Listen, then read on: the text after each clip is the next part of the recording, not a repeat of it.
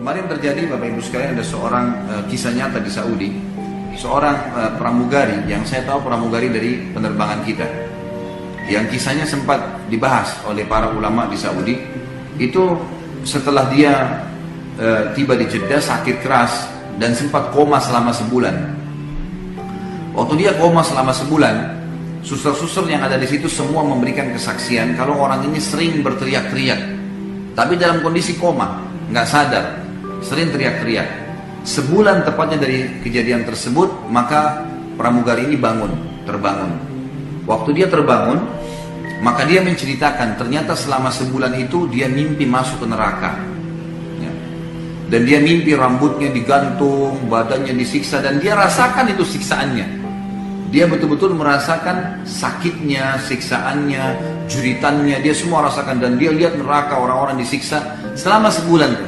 Semenjak itu, waktu dia sadar, dia bertobat kepada Allah Subhanahu Wa Taala dan meneruskan sisa hidupnya dengan ketaatan kepada Allah. Dan banyak orang seperti ini. Ada juga sekretaris, ya, orang kepercayaan ayah saya di Makassar. Dulunya saya tahu waktu saya masih kecil, saya masih SD, orang ini perbuatannya masih banyak perbuatan kefasikan, gitu kan. Maka saya tahu sendiri perbuatan-perbuatan yang kadang-kadang dilakukan, tapi semoga Allah tutupin lah, semoga Allah maafkan. Subhanallah, beberapa tahun setelah itu saya lihat, saya pas kuliah di Madinah, saya pulang liburan, terus saya lihat orang ini kok berubah, gitu. Azan ke masjid, gitu kan.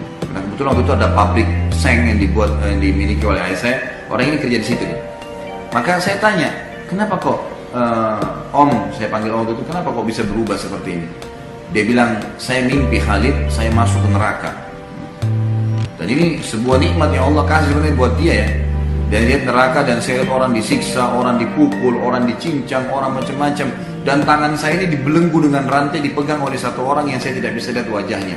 Kemudian saya diperlihatkan, seakan-akan saya sedang digiring ke satu tempat siksaan yang akan saya disiksa. Terus kemudian saya dalam sementara jalan terus saya memohon, apa saya masih bisa kembali ke dunia, saya mau perbaiki hidup saya. Orang itu tidak jawab, sampai dikelilingi semua tempat-tempat siksaan ini, dan saya lihat sendiri orang teriak, orang kesakitan, orang ini. Sampai akhirnya dia mengatakan, masih ada sisa umur yang tersisa buat kamu, kalau kamu mau tobat masih bisa.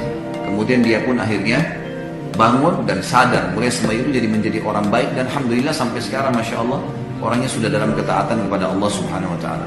Tentu tidak semua orang Allah karunia seperti ini, ya, tetapi kita ambil pelajaran. Manusia yang jeli adalah manusia yang mengambil pelajaran dari orang lain. Cukup.